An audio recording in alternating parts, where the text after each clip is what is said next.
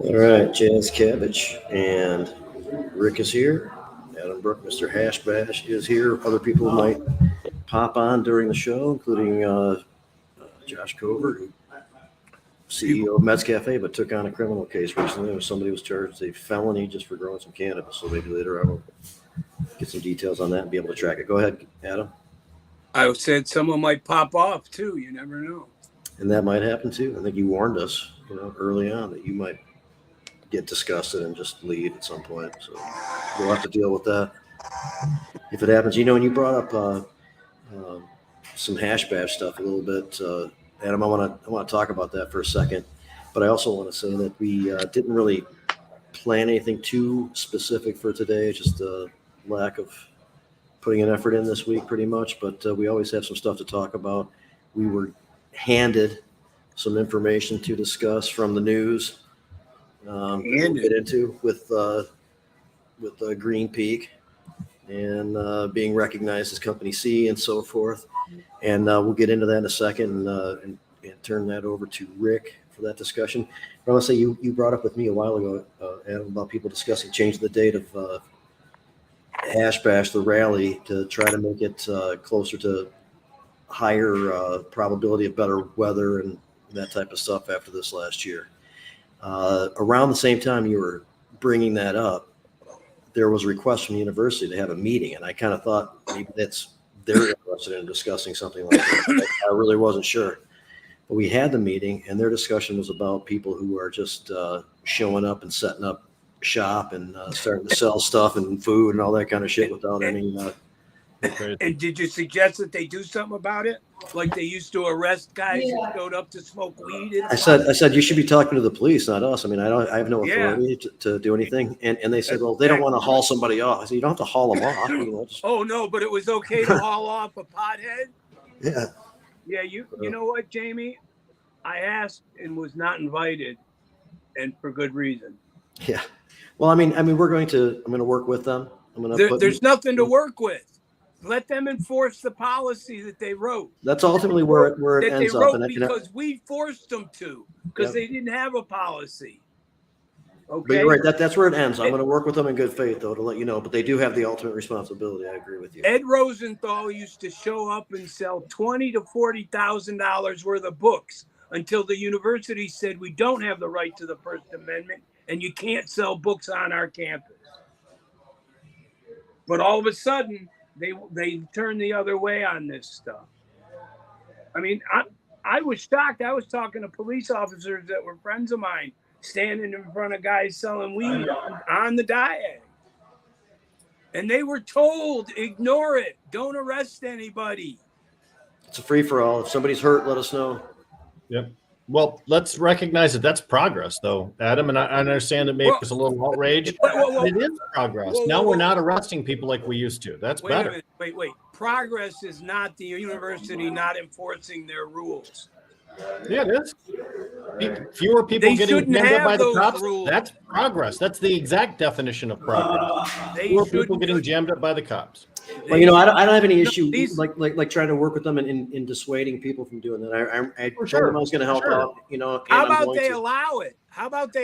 How about they tell you that you can bring as many people as you want and set up as many tables as you want, and then you have control over the diet.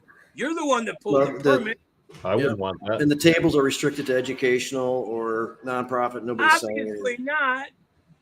Well, for under the permit, they are. They're not in real practice. They're not enforcing any rules.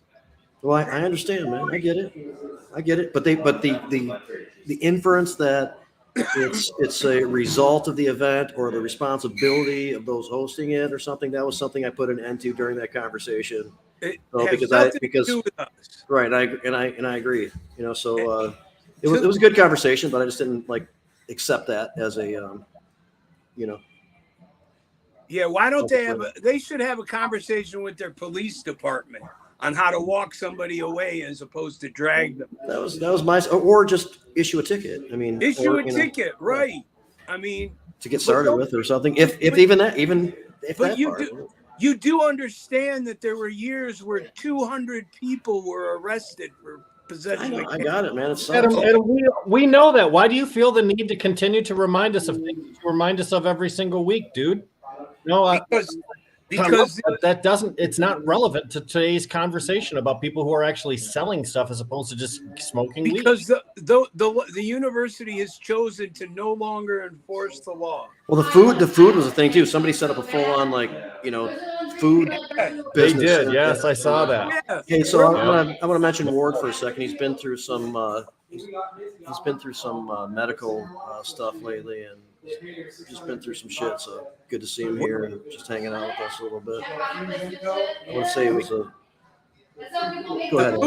The food thing can turn out to be deadly. Where was the health department? Okay, and you have to understand that I say these things in protection of the event, because these outsiders that come and do all this stuff make the event look bad. And that's fine, Adam. When you're saying things like they should enforce the rules, that's fine. But when you ask Jamie and I if we recognize that there were 200 people arrested in a single year, that's kind of insulting, because we already know that, and you should already know that we know that. Well, I expect them to enforce the law on campus. Yeah, man. So and not only because, and they did say this. They clearly said the only laws they will enforce are ones dealing with violence. They clearly told us that. And I found, or if somebody otherwise is in need of help. Yep, exactly. Well, life and death or violence. Right. And to be honest, I found that somewhat condescending. Because if two guys decide to square off, they should have that right. I'm pretty sure that the cops are obligated to interrupt violence instead of just standing there and watch it go down. I think that. And hopefully they spend more time according with to the that policy, other things. According to the law, which would be the diag use policy, we shouldn't have seen anything but tables that Jamie's organization brought. Interesting position for you to be advocating for law enforcement to enforce the law. It's kind of a flippity floppity kind of a thing, but that's why situationally we should all be able to adjust the way that we feel about things. I generally speaking don't like it when they enforce the law. And there's some real liability issues. So Allison Bond from SSDP, the president of SSDP, was on that meeting, and it was kind of awesome. She suggested that the university discuss with the football team that they not hold their spring game when they know that Hash Bash on that Saturday. Yeah, I thought that was really cool. But their spring games are always on a Saturday, so it's either the first Saturday or the second. It seems to me, Adam, you know better than I do because you've been involved in this for so long. Have they ever had it on the second Saturday? It seems like that could be convenient for them. To be honest, I'll be honest with you. This is the first year I ever have heard the spring game being brought up as an issue. And it's happened like 3 or 4 times before, but not every single time. Never been brought up as an issue. Yeah. Oh. But sometimes the spring game falls on a different Saturday than Hash Bash. But a couple times it has recently. So yeah, first Saturday of the month is our day. And the university, in my understanding, has never asked to meet with anybody either. No. Back in the day, we requested meetings with them. They would never ask to meet with us. It certainly felt this year like, with all of the stuff surrounding Hash Bash and trying to move Monroe Street Fair, like the city and the university were trying to bully a little bit, to bully our events. Isn't that how it felt to you? The university is now controlling all the property around the Monroe Street Fair. They finally have bought it all up. So they are going to the city and trying to, bully us is a good word, yeah. The sad part is the city's entertaining that. Just like the city entertained banning street vending within 2 blocks of the diet. I mean, and I was in favor of that at the time because they were about to shut us down big time. Because we used to shut the city down. I mean, literally shut the city down because guys would be standing on the street corners trying to sell tea. There is so much background noise on your mic, Jamie. I'd appreciate it if you remained on mute unless you were speaking. That would be great. I can hardly hear Adam. I hear an echo from Adam, but I can. Just a ton of background noise from. So we. Yeah, it won't last too much longer. I'm at the Lowell store, so there's work going around. It's going to die down here in a second, but so we can keep keep tabs on what happens with this, and report back on future conversations with the university because I want to have them periodically leading up to next year's event. The university doesn't realize that the Monroe Street Fair wouldn't exist if they allowed us to do that on the diag. But they never would allow us. They used to only give us an hour. Now they'll give you more time, do more stuff on the diag. Yeah, they were angling toward getting people to walk over there sooner. That was really encouraged too. I don't think there's any way that at this point the Monroe Street Fair could be eliminated just because vending was opened up at Hash Bash. It has too many other things, especially, Adam, if they bring the stage in and start doing music like they did before. Don't you agree? That was a big difference this year. I agree. I'm just saying that the university could have years ago allowed us to do those things on the diag like we requested, and the Monroe Street Fair would have never happened. And we've made the case a bunch of times about how that was a definite. The Monroe Street Fair started because they had a ban on vending right around the Hash Bash perimeter itself. Because, as you mentioned, we shut the city down. That's a pretty descriptive way to say it. We used to go to Dominic's afterwards, and one year we put the band out on the patio upstairs, and the cops showed up. And they said, you got to get a permit. And the next year, the Monroe Street Fair existed. We never used to have anything but a couple guys with T-shirts out. But all throughout the rest of town, people would get vendors permits, and they would vend all through town on all the streets, which would also bring people everywhere. Yep. And I was a local resident. It was a mess. But we weren't trying to fight with the city. We weren't. We only have pulled the permits that were needed. We didn't have an existence as the Hash Bash off of the diag. At 1 o'clock, the power would end and we'd leave. They really shut the power right off at 1. Okay, so you understand what a digital audio tape is, correct? Mm-hmm. So during the era of the digital audio tape, you would hit stop, and it would then have to go back and digitally do what it did in order to, these motherfuckers would literally throw the power, and that's how we knew the event was over. And one year I lost the recording to the event because the DAT machine didn't get the opportunity to do what it had to do. Everything that was saved in the short-term memory that was going to be written to the magnetic tape didn't get written because the power died and all your memory got killed. Right. That's kind of shitty for them to do that. I mean, they weren't even, and it was worse. Until they redid the steps on the diag, they weren't even smart enough to have a timer. They literally had an electrician there that would watch the clock in the clock tower. And at 1 o'clock, boom, the power would go out. He'd lock the box and he'd leave. Wow. I mean, the asshole factor was just huge. Yeah. And they couldn't stop us. So it's going to show what happens when people really don't want to do what you force them to do. They might issue you a permit, but that doesn't mean the people that run the place actually have to appreciate Hash Bash. The best part is, and I probably shouldn't say this publicly, they have to issue 4 permits that day. So there's no reason 3 other groups can't get permits at the same exact time as Hash Bash. Interesting. So we'll revisit that. Wow, and that's happened before, by the way. I was left alone in this room, and now it's empty and it's totally quiet. Now there's like an echo in here. It's totally different. No, it's fine, Jamie. You're good. But Adam, they have to issue 4 permits. Now that would be for different locations, or would they all be for the same steps? You don't have a permit for location. You have a permit for amplified sound. Mm-hmm. You don't have a permit. But those other permits would have to have other locations for the amplified sound. They can't all share one amplified sound They can all be next to each other. They could be facing each other.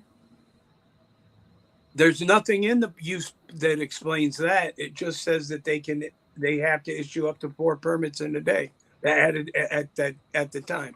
And we had an organization once. I really want to say it was like a Polish dance troupe or something. And we show up on the diag, and there's all these people in this traditional garb, and we were like, "What's going on?" And they're like, "Well, we have a permit to do our performance here." And we're like, "Well, you're not going to be very happy because there's going to be 10,000 stoners standing there." Really? Yeah. And was it for before or after your time? No. It wasn't about time. It's they got live. You only used to be able to get live. Audio, amplified sound between the hours of noon and 1 o'clock, and they would issue 4 permits. Okay, so all for the same time. Wow. All for the same time. That's weird. I'll tell you what, we'll get back on this. I guess there's been some progress made over the years. I'm going to check on that, see if that's a thing. It's probably still part of the. It became part of the diag use permit policy. Okay, that's interesting. Which I would get to learn very well. So let's get into the juicier stuff. I haven't had time to go over the new details that have been revealed about Company C. Of course, we talked about the investigations that were going on and some references in there, and we threw out some ideas of what we thought and that type of stuff. And now we have a little bit more to work with. And I know that Rick has been able to check this out, and I'm interested, along with everybody else, to hear Rick's account of the new news that came out about Company C. Well, the Detroit News this morning issued a report called "Michigan Marijuana Behemoth Says It's Cooperating with Bribery Probe." Craig Mager, Robert Snell authored that. Craig's been on this issue for a long time. Just a little bit of background. When Green Peak first launched after the Medical Marijuana Facilities Licensing Act passed, it was founded by Jeff Radway and co-founded by Joan Neller, a name you haven't heard in a very long time. As Green Peak evolved and they started attacking patients and caregivers, and we fought back, they were forced to change their name to SkyMint. Along the way, Neller, who was kind of the face of the entire company, he was the one that talked in the legislature and in news media. Neller, he was an existing lobby dude in Michigan, and also related to the money coming in, so they worked together on that. Yeah. Yep, he sure was, and they slowly phased Neller out. Turns out there were rumors about drug use, and he was in rehab and all the rest of this stuff, and that's why he was no longer associated with SkyMint. So fast forward to this particular article. It describes how Green Peak is cooperating with federal investigators in their corruption probe of the Michigan legislature, a probe which has already seen one Speaker of the House, former Speaker of the House, plead guilty to charges, plus 3 other gentlemen. And then the investigation has spread to include 2 other former Speakers of the House and 2 former Senate Majority Leaders. So this could go really big. To find out that Green Peak has been cooperating and given, what does it say? Thousands of records at the government's request, according to a quote from this article. Green Peak is really helping them out. Now, Green Peak, for those of you that don't know, were very involved in some of the early legislation and some of the early actions that were taken to encourage business in the MMFLA. Now, we didn't care for that. We wanted a program that was centered on caregivers, that was supplied by a bunch of decentralized individual homeowners as opposed to a few wealthy businessmen. But they really tried to push the wealthy businessman angle through several different lobbying firms, including the Michigan Cannabis Manufacturers Association. Now, the MCMA has been mentioned multiple times in this investigation, including Steve Linder, the former leader. In this particular article today, it talks about how Green Peak Innovations is one of the 3 companies that was named in a federal lawsuit in the bribery case of that Speaker of the House. Now, if Green Peak Innovations was involved in the bribery scheme there, they use intermediaries, lobbyists, You give the money to the lobbyist gives the money to the other thing. So there's no direct connection between corporation and the lawmaker. But Green Peak knows a lot, including some of the secret messages from the Michigan Cannabis Manufacturers Association, which billed themselves as the General Motors of trade associations, and all their people were good. Go ahead. No, I He was just laughing at that. I'm laughing at that lie because it just that backfired on them, I think, more than anything when they claimed to represent the industry, and then Robin Schneider came knocking on their door with her, hundreds of companies. I mean, I just think that really backfired on them. It comes down to influence peddling, right? That's what this whole thing is about. And if you have a well-financed lobbyist with only a few clients, that guy can wield more power than a moderately financed lobbyist who represents hundreds of companies. Right. Oftentimes, it's how much money you bring to the party, not necessarily how many people you are influential with, that will determine who gets the love from the lawmakers and the lobbyist world. And that's really what we exposed here today. Green Peak, as revealed as Company C, is one that worked with both of the lobbyists that are pleading guilty in this instance, and their connection to the former Speaker of the House, Rick Johnson. So the important thing is that Company C has been named. Now, it turns out that Joe Neller and Jeff Radway really didn't have a very happy split. As I read here, Joe Neller borrowed $2.3 million from Jeff Radway in order for him to buy into shares of the Green Peak company itself. And unfortunately, he did not pay back $1.2 million, according to the lawsuit. A lawsuit was filed earlier this year. Radway sued Neller, and then Neller sued Radway. Mysteriously, at the time when all of the shit broke just last month, less than 30 days ago, the entire lawsuit, both of them were dropped in Oakland County Court. Right. Isn't that mysterious? And of course, the court doesn't have to say why these charges were dropped or why the lawsuit was dropped. But it certainly seems to me like as soon as the Fed started to really screw with Green Peak, they decided, I actually don't want you to owe me money. And more information too on public record that the Feds can use for their investigation. Yep. So Joe Neller has resurfaced and now not only as a litigant in that particular lawsuit, but Jamie mentions there's some news that Joe Neller, who was a professional lobbyist before Green Peak, as Jamie mentioned, he might be back in Lansing trying to set up some additional groups in the cannabis industry in order to form a new lobbying group now that the MCMA has met their demise. And really the only lobbying group of any note is the Michigan Cannabis Manufacturers. I'm sorry, the MICIA, Cannabis Industry Association, the one that has over 400 members. So early on, entangled in back and forth with Joel Neller, for reasons of behavior of Green Peak and the forming of the MCMA. And my suspicions. Go ahead. Sorry, Rick. No, I was just going to correct something I said. Continue with your suspicions.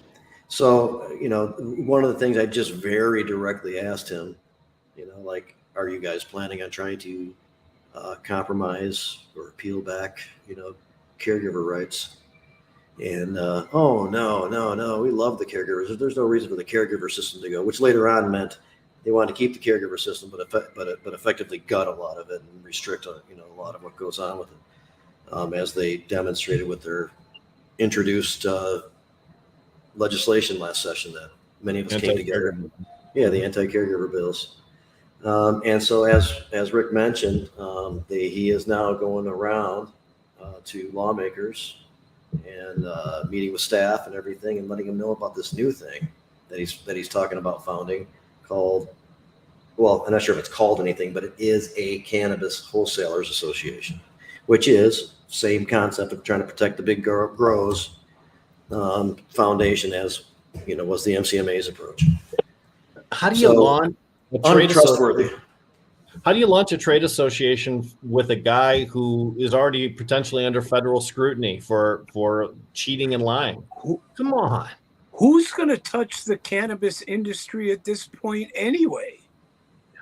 It appears that there's nothing but a bunch of payoffs going on. And until all this stuff gets sorted out, He sees a void in the big money interests that want to protect their big gardens or advantage their big gardens, and he wants to try to take their money. But I'm talking from the legislator's point of view.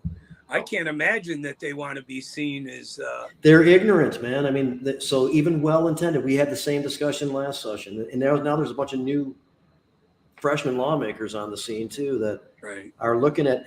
For example, the person that sent me this from a staff is very much on our side. Had no clue who Joel Neller was, and set up a meeting with him over this, and just let me know about it. That's why I know about it.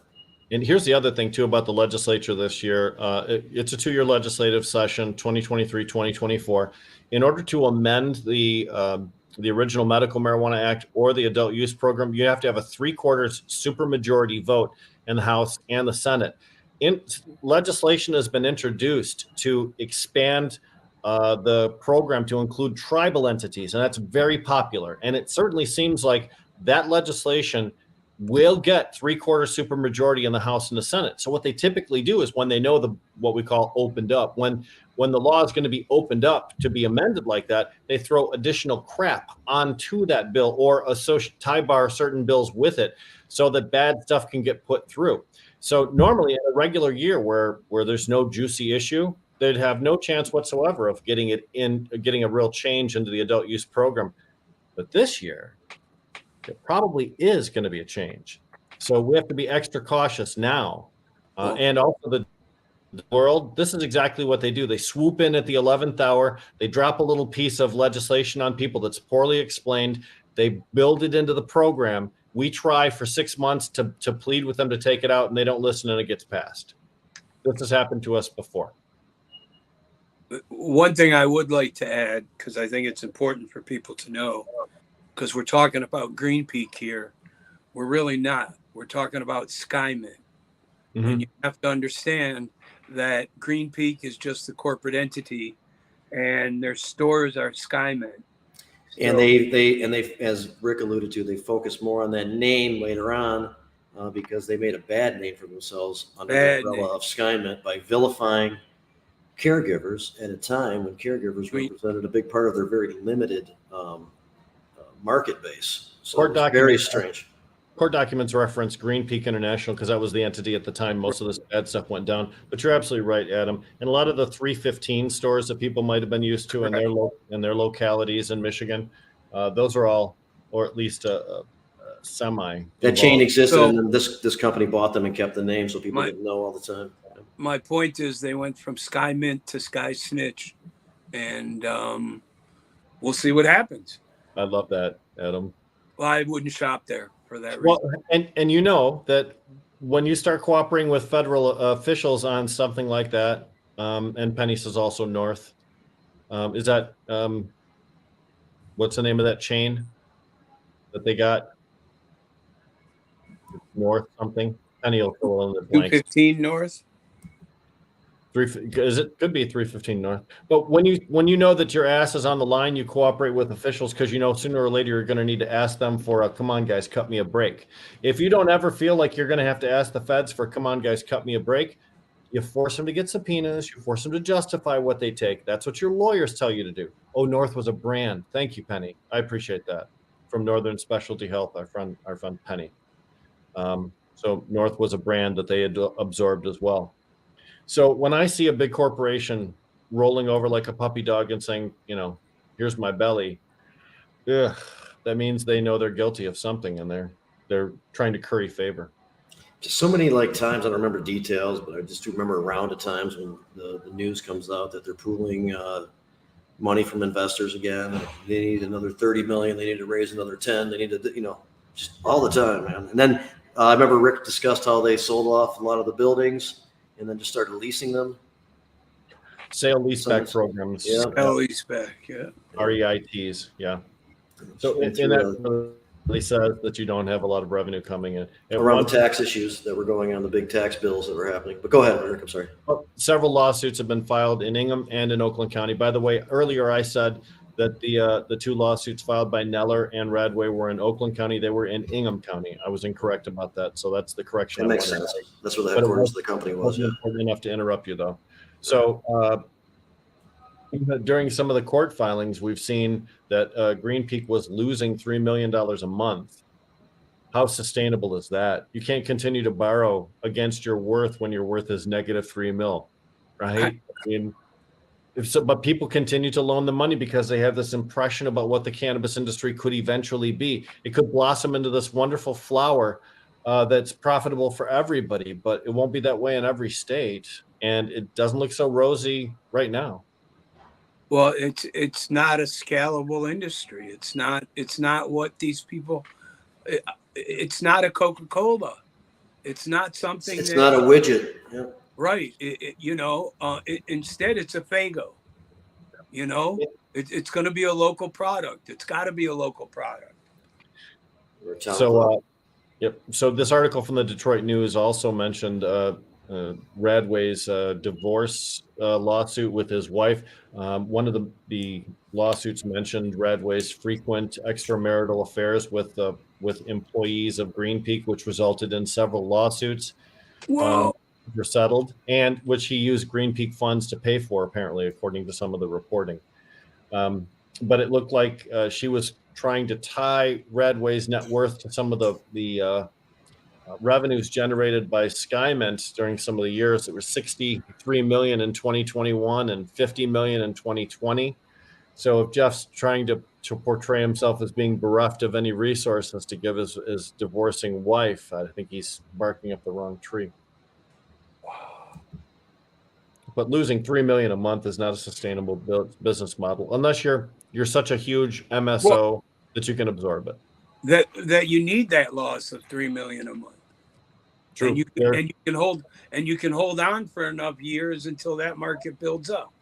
Yeah. Some of these umbrella organizations from others' suspicions do that. The other side of the business spectrum catches the debt and writes that off to the more productive side, I guess. Well, I don't really understand exactly how it all works, but go ahead. Yeah. The reason that we talk about SkyMint as Company C, Company A was already mentioned. There were three companies that were involved in the bribery scheme for former Speaker of the House, Rick Johnson. One of them, Pharmaco, was named several weeks ago. Company B, if I remember reading correctly, Company B was only associated with one of the two lobbyists who are pleading guilty in this particular case. But Company C is a company that dealt with both of those lobbyists. And that's why we suspected SkyMint of that. Because at the time that we're talking about these infractions, SkyMint had this huge, they were still Green Peak. They got a huge infusion of cash to get started. They bought up properties. They started cultivation centers with huge expectations. So there were a lot of investors that were lining up in 2020 to put money into this particular industry. So they were throwing cash around like it was water, at their lobbyists, at nonprofits that might be associated with legislators, local communities in order to get exclusive rights to retail locations for their SkyMint brand. There was a lot of wickedness that went on at that particular point. I felt a little weird. I think they were tied in it.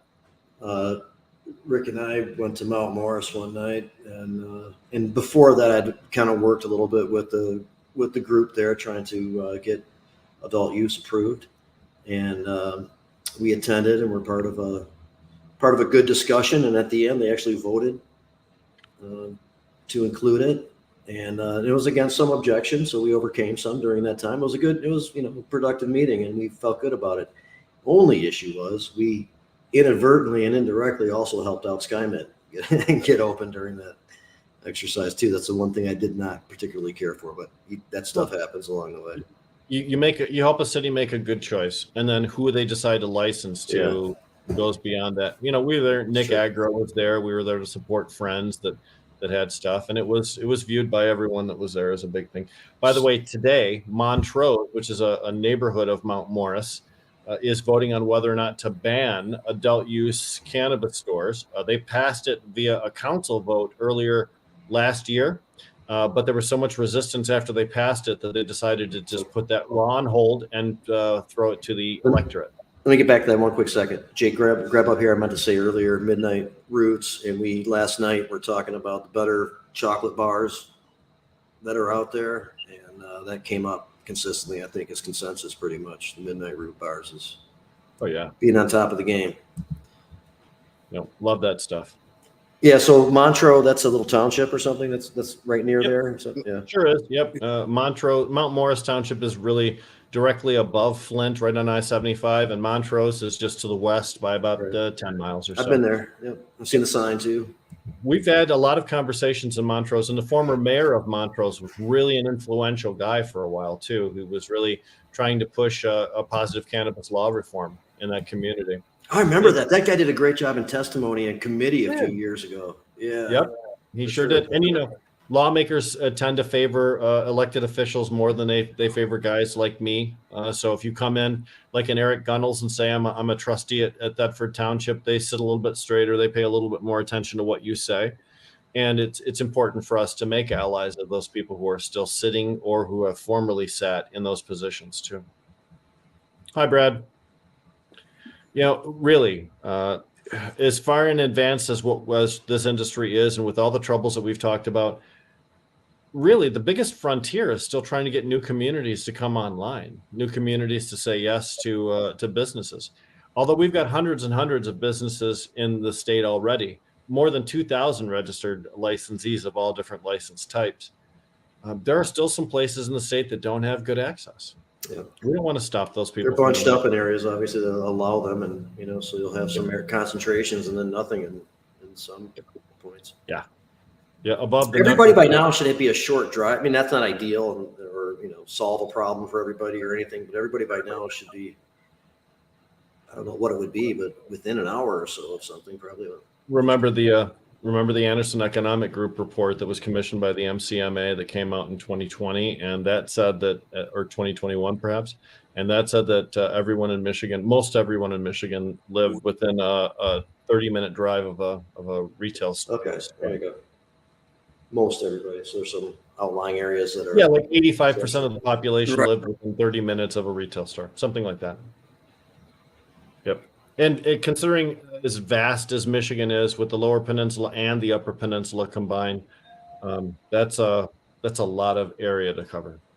So, if the native tribes do end up successfully getting what we're looking at as far as legislation, that would open up a lot of new properties to have retail locations. Right now, some of the tribal entities have jumped into the game on their own without waiting for the state's program to be approved.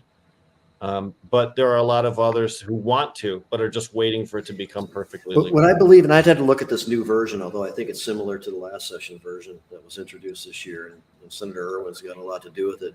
The models that they generally are deciding to go with aren't going to be compromised. I mean, to the point where they're made to be under the same confines as like the regular commercial system as it stands now, I believe, but they'll be able to buy from and sell to the metric system.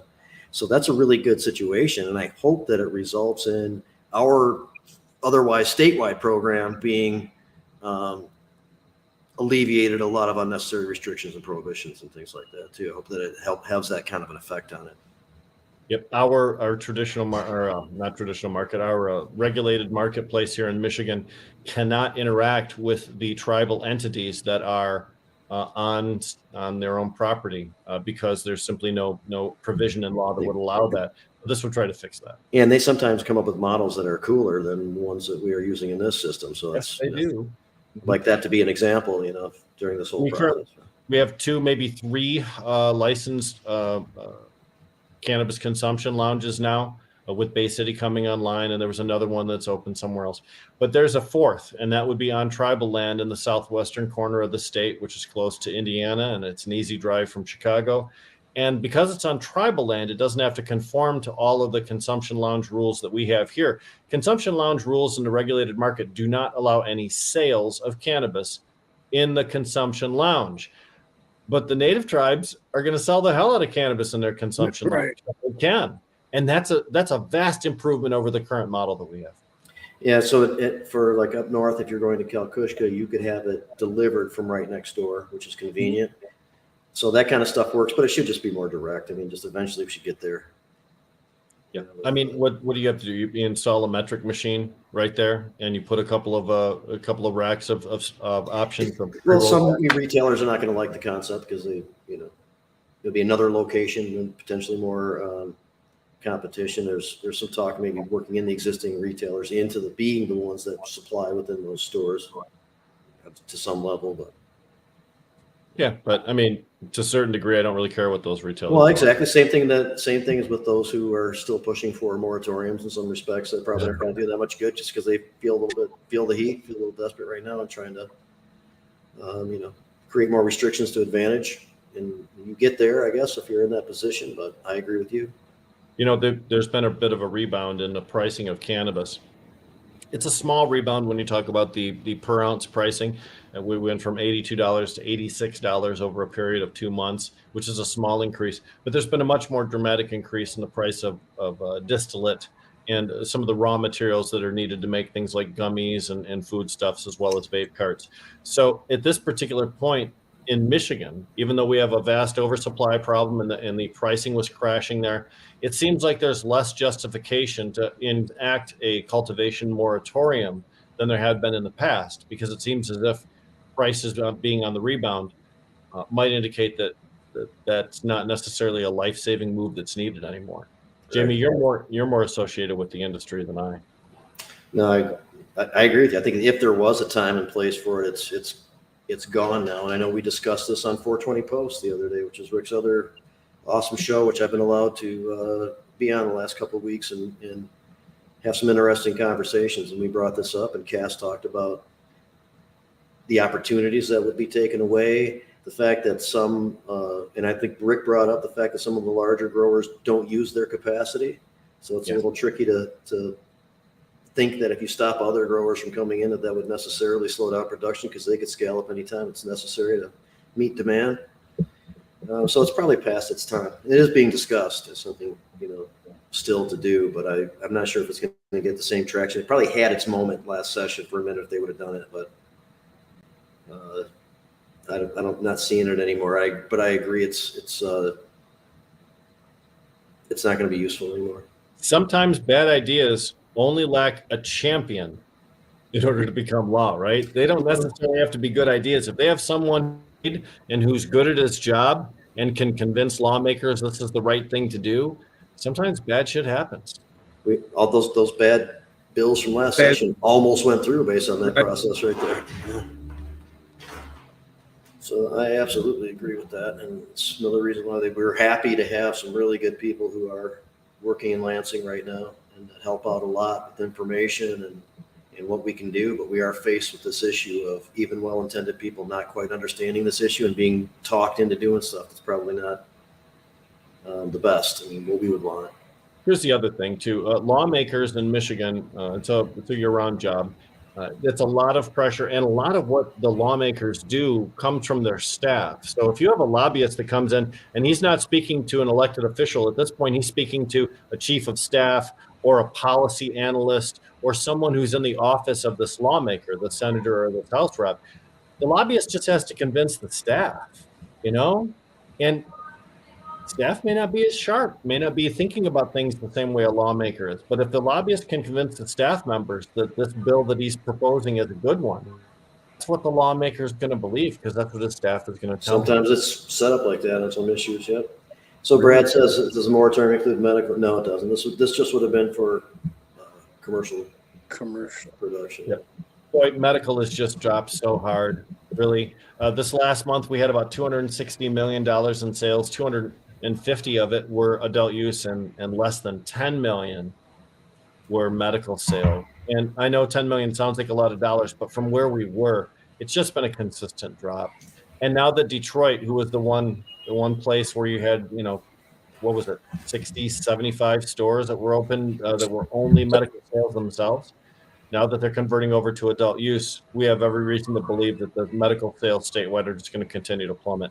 This is why it's confusing to me why And there is the combining bills and combining license bill that'll probably be introduced this session too.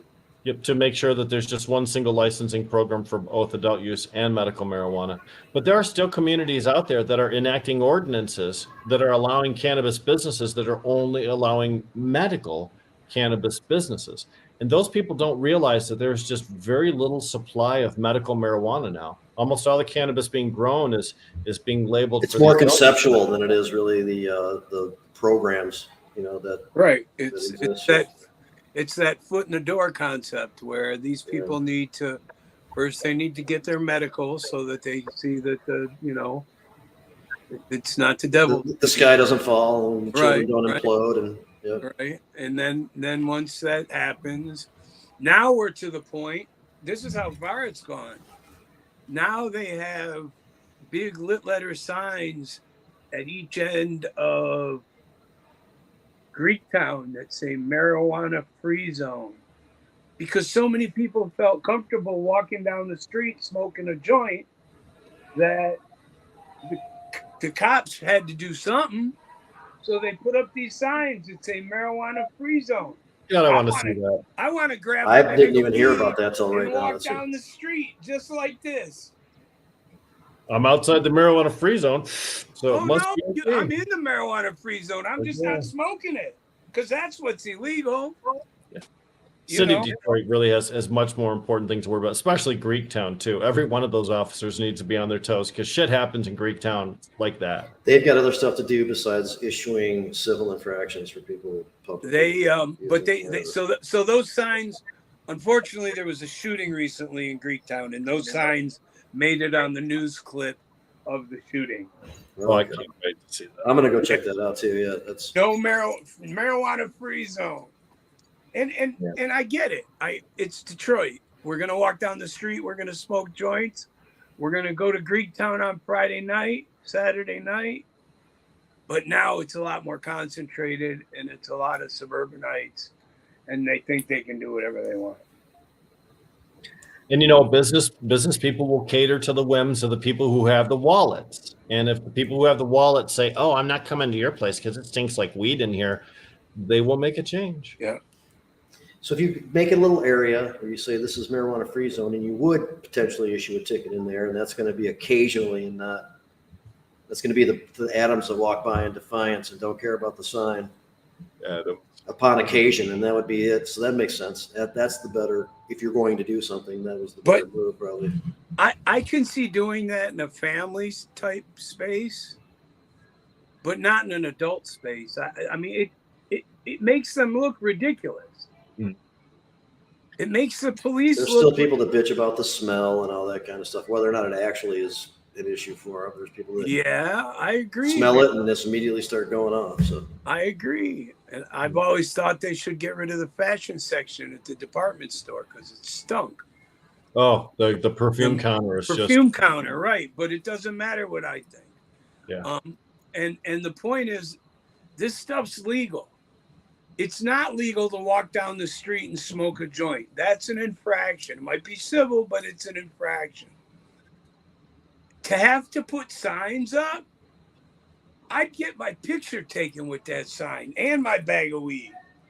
What that really means is there's a lot of people walking down the street smoking. Yeah. I mean, that, and I remember we were at the hotel for the MICIA conference. That was still a pretty cool night. MGM Grand. That was we kind of stunk up the whole entrance there, the whole main cab entrance that they have. They didn't dig it necessarily, but they didn't make a big deal about it. They corralled us all in one area. Right, and that's the thing. As long as they're willing to tolerate, it's all about tolerance. And we're there for an hour and a half. You tolerate us for an hour and a half. We have a great experience at your hotel. We're likely to come back. You start screwing with us over that little hour and a half, then we might not choose your hotel next time. Don't forget the number one place in the world that people talk about weed other than the United States. It's not legal. It's just tolerated in Holland. They tolerate it. They let it happen. So and New York State has rules which allow cannabis to be smoked anywhere cigarettes are smoked, and I love that. And I Except love the this parks. except for the park. But that's interesting because originally it included the parks that you could smoke in. And then when they realized that all the potheads were going to hang out in the park, they said, no, we're just going to let people smoke cigarettes in those parks. Of course, you can't smoke in Central Park at all. But so they've already changed that law once to exclude parks. Adam, you can't smoke anything in Central Park? No. I've never been in New York City, so I don't know. Wow. Yeah. So, which the concept of anywhere you can smoke a cigarette makes sense. Now we just got to get back to being able to smoke indoors. Well, and remember that the Clean Air Act that we have here in Michigan specifically forbade tobacco products from being smoked indoors, and it did not mention anything about cannabis because at that time Correct. Cannabis wasn't available for that. So that's a nice little loophole they haven't fixed yet. Also, and I've been known for smoking in elevators because the law in the elevator is tobacco specific also. That's curious. So, but there's 25 feet from the building and all that kind of stuff. That would then follow suit with all that. I did learn that if you get a bingo license, you're allowed to smoke indoors. Right. Yeah, and if you're at an Eagles Hall where they have beer and everything on tap there, they get around the law like that. You can also smoke indoors at the private clubs like the Elks and the Lions and the private, except for cannabis. Yeah. Well, that's because they have a liquor license. Come on. No, it's because it's trying to make the social use clubs the place where you can go outside of your home or whatever and smoke someplace. But if the Masonic Temple in Detroit has a smoking room where they allow you to consume cigars and cigarettes and clove cigarettes and cannabis, then they're not in any danger from a governmental agency coming in to shut them down. They probably have a policy where you don't do that, but then, there's no real enforcement or really people getting concerned about it. No complaints. A lot of those policies are driven by insurance companies too. We would let you because everybody knows it's no big deal, but the insurance company says we have to pay an extra premium if we allow cannabis in the building. So our official stance is no. Happens. Right. That happens. This whole scenario with the Rick Johnson investigation and the far-reaching implications of it really stand out as a situation for corruption. But Viridis this week also filed a suit against the Cannabis Regulatory Agency, or at least filed a motion in court to compel the CRA to give them the records that they had sought. Right now, the Cannabis Regulatory Agency has tried to censure Viridis Laboratories for what they believe is THC potency inflation and incorrectly reporting results on cannabis packaging. Now it's gone into real stuff too. Yep, it's gone into a big lawsuit. But this week we learned that that they believe that Viridis believes the CRA is not giving them all the data that they're asking for, and that they're dragging their feet or outright refusing to share information. One of the things they could be refusing to share would be comparative test results, which might indicate that Viridis had a THC number reported that was similar to what other labs discovered. Go ahead, Adam. Didn't Viridis come out with a press release long before any of this happened that explained the Viridis method and that they had a way? They might explain that they had a method, but they didn't explain the method. But they had a way that included a higher number based on the comparison to black market or street level cannabis. They did have a promotional thing, which is what they were trying to do, is drum up business for their lab, saying that they had a new method of testing THC, which yielded higher results on average than the traditional testing methods, and that it was completely legal. And that if you wanted those higher test results, you had to come to Viridis. That's part of what's being used in evidence against them, I believe. I just thought it was something I thought they had talked about at some point, that it took into consideration the difference in what was in front of them and what was out there type thing. Yeah. Yep. So my understanding of the Veritas method, and it's not complete. They keep this as a valued trade secret. They don't tell you, but our understanding from watching court proceedings is that what Veritas does, they super dry the cannabis first to get maximum potency out of it, and then when you grind the cannabis and use it as a sample, you're supposed to just dump the sample in, and that's it. But what Veritas does is go back in and remove all the trichomes and everything else that has been accumulated on the container, all the keef, and add that to the sample. Now, other labs don't do that because they believe that it's incorrect to do that as a scientific purpose. But that keef contains a lot of the THC glands, a lot of the trichomes that are really desirable and affect potency. So by adding that keef back in, you can artificially enhance the THC. I'm also understanding, although I don't know this to be a fact, that they sometimes add additional keef from other sources into the cannabis sample to accommodate for certain other losses during the procedure. So if you're going to take a sample and you know that you're going to lose 10% of your sample of the test because of that, you might add 10% keef just to compensate for that. So Was there a licensed event in Detroit on Sunday? I didn't know. There was one that was canceled it was a 429 event because That'll be Saturday. That was Saturday. Yeah, it was. I believe that was canceled because of rain. I don't know though. Or was that Caregivers Ball, which I think was an indoor event? I know one person who went to that and said it was a blast. That's the only report that I have. Well, parties are fun. Yeah, for sure. Yeah. Parties are always good. And if that's what it was, if it was the caregiver thing, that the one report I got was favorable, but I'm not positive otherwise what was going on. Although that's not really a caregiver's, or I'm sorry, a bud tender's ball, not a caregiver's ball. The bud that's right. I'm sorry, bud tender ball. That's right. I totally screwed that up when I said it, but I understand that not a lot of bud tenders are actually there. It's really more of a branding thing than it is anything else, and you're not seeing a predominance of bud tenders traveling from across the state to come down to it.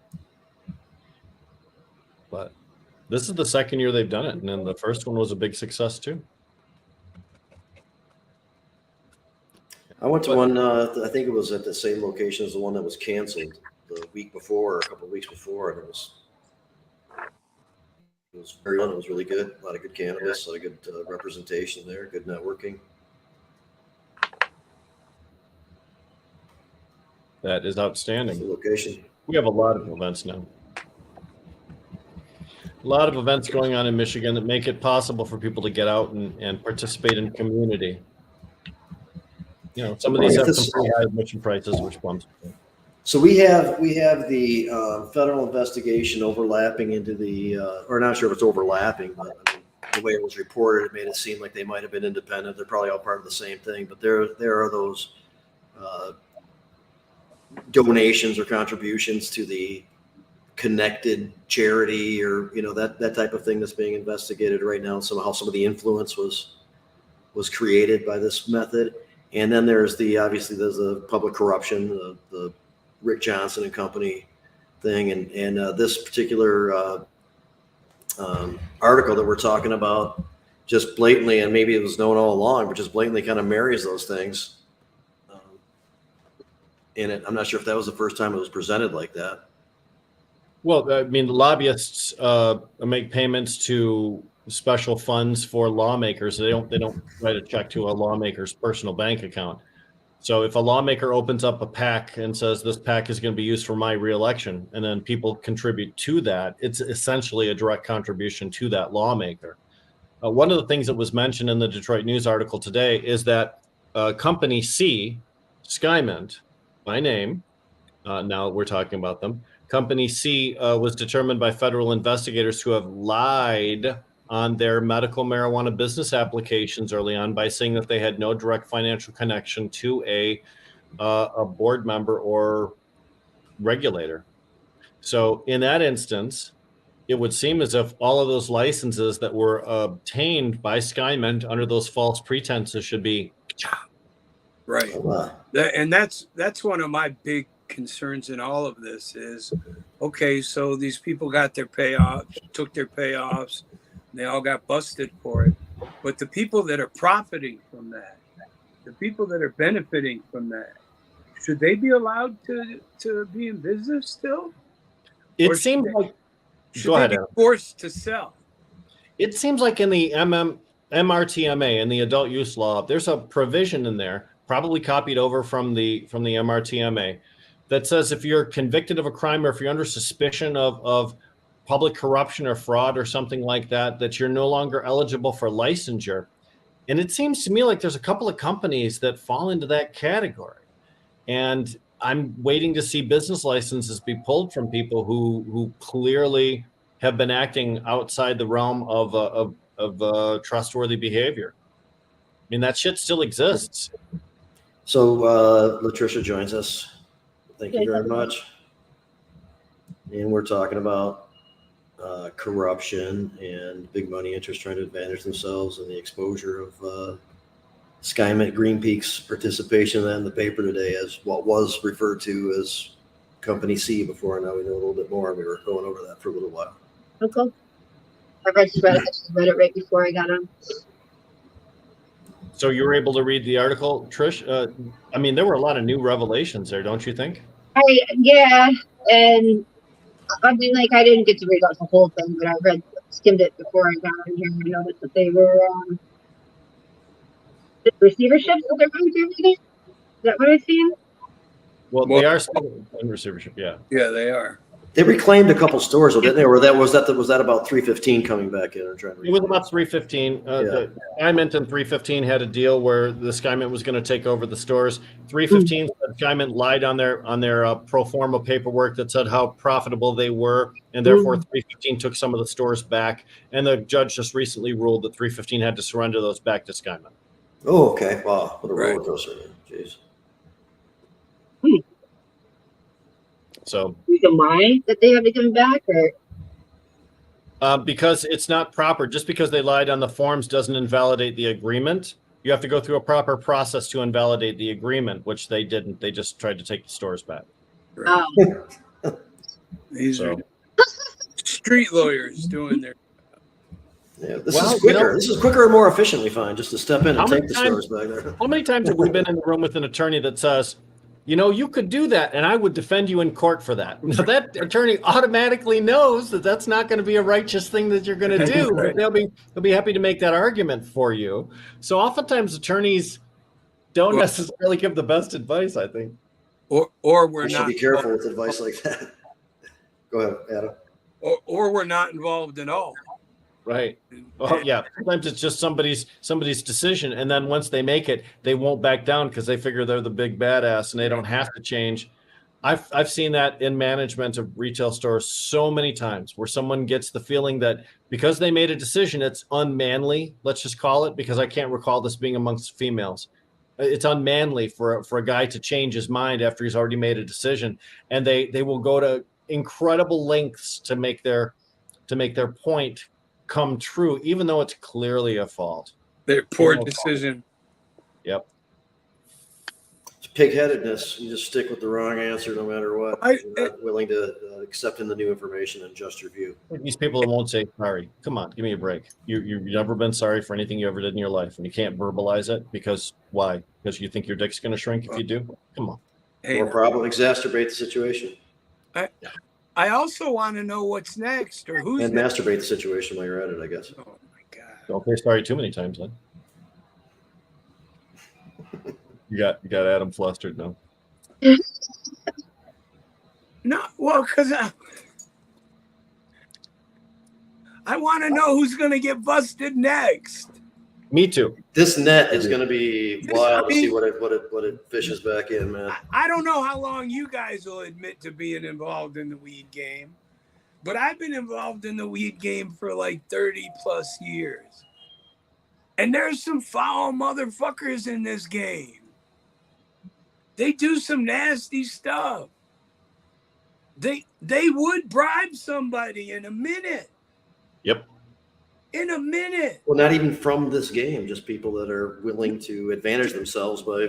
That's the worst part. Go ahead, Adam. Well, that's the worst part is most of these people that are causing problems in our game, in our world, They're not us. They're them. They're the ones with the 20 and the 40 and the $100 million. And Adam, if you're used to playing a regular corporate game where there's a CFO that watches your ass, and then there's accountants that watch your ass, and there's all different levels of infrastructure that watch you, that don't allow you to play around or to have extramarital affairs in your group, and then all of a sudden you start a company and you have nobody overseeing your behavior, oftentimes people go to the very worst examples. I was going to say earlier, though, that I think it's very telling that just a month ago, Green Peak separated from Radway.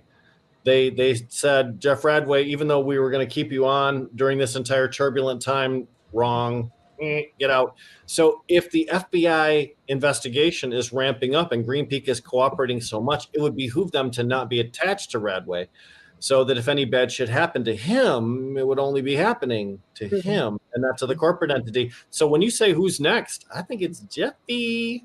But what about all the people that these guys were making? Well, they're cooperating though too, so that's But what about all the guys these guys were trying to make deals with and trying to partner up with? And I mean, this is gonna like mushroom, if you ask me. We're still in the column going up before the big mushroom. So here's the thing, though. Mark Totten has a win. Right now he's got 4 convictions. Friday he'll have 4 convictions, 4 guilty pleas in a bribery probe, a public corruption probe. That's a win. He could stop right there and still tout that as a success of his history. If he goes after the bigger net, that means he's going to run up against Arlen Meekhoff, who's the Senate Majority Leader and who got a lot of money from the MCMA. And he's going to run up against Jason Wentworth, former Speaker of the House, who also got a lot of money from the MCMA.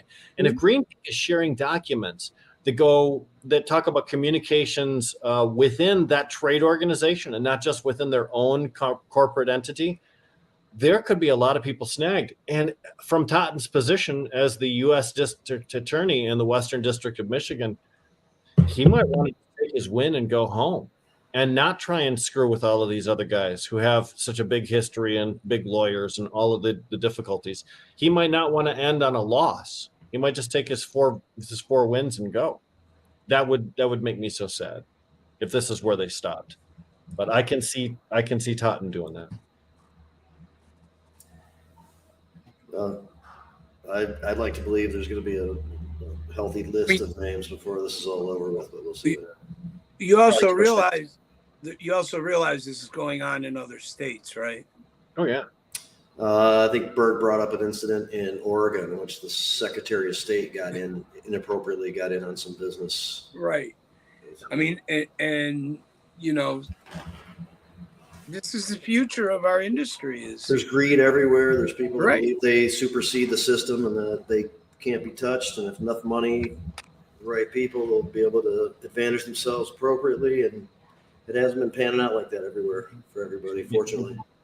Berner, who has song "Greed Rules Everything Around Me," which is a ripoff of another song. But Berner himself and his organization, Cookies, is facing some significant problems in California and other states where they're being accused of forcing business partners to use family-owned businesses in order to receive kickbacks from them, and sometimes direct payments to some of these executives as kickbacks. Berner's got a whole shitload of lawsuits against him there too. So the Cookies lawsuit was dropped today, according to Ron, and Ron also made the observation it's going to keep going. And I also want to let Trish know, before you came on, we discussed some of the players involved. And early on, there was a guy named Joel Neller, who was nephew of Radway, who already was doing lobbying work in Lansing, and they joined forces and bring him in. And he was a big part of the organization. He was around for the formation of the Michigan Cannabis Manufacturers Association. Many of us engaged with him during that time, and I know I did, and others as well. Were very direct with them and said, "What's the point of this thing? What are you planning on doing? Are you planning on trying to take away caregiver rights?" And oh no, never do that. Never do that. And of course, the bills were introduced. He was somehow, the article discusses some of it. I guess he was pushed from the company. There were rumors about inappropriate behavior toward employees, similar to what's being accused of Jeff, I think, in this thing where, he would be inappropriate toward employees, maybe some other substances involved here or something, but all rumors. So I don't really know the details, but we were hearing this stuff anyway during that time. But now, Trish, here's the important thing. This particular guy has resurfaced, going around to lawmakers and trying to start another association for wholesalers. So to be aware of this. Yep. Joe Neller. Yep. I And put my name in the last article. I'm sorry, I'm super hot before I got on. So. Like 20 minutes off. No, I started. Who's that other guy too? Man, it's not. You're not. The audio's not working that well, Trish. It's kind of garbled. I'm sorry. Who is Neller? Oh, Joe Neller is the nephew of Jeff Radway, who was a co-founder of Green Peak Skymint, and eventually dropped out of public sight because of rumors of rehab needs, Immoral behavior. Yep, and then he and Radway earlier this year sued each other. Radway claiming that Neller owed him over $1 million, and Neller suing Radway saying that he was a fraud. But that whole lawsuit was dropped in April, just a few weeks ago. So that was just abruptly dropped, like we were just told the Burner lawsuit was abruptly dropped too. Something figured out there. Well, Cookies has an issue, and their response was to file a lawsuit, and they obviously don't want their information aired in public, so they dropped their lawsuit.